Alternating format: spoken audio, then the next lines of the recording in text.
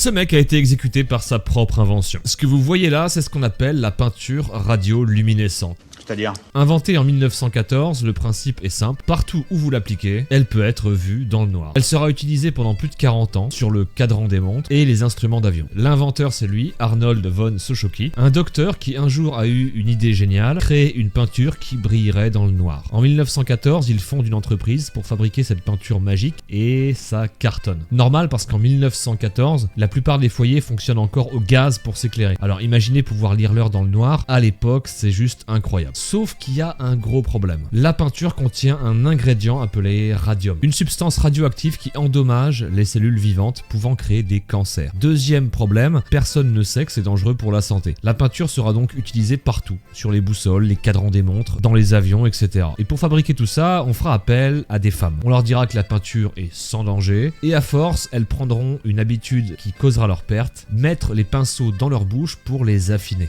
Beaucoup d'entre elles mourront par la suite. Le docteur von Soschocki, l'inventeur, subira le même sort. En 1928, à seulement 45 ans, il décède des suites d'une exposition répétée au radium, mort par sa propre invention.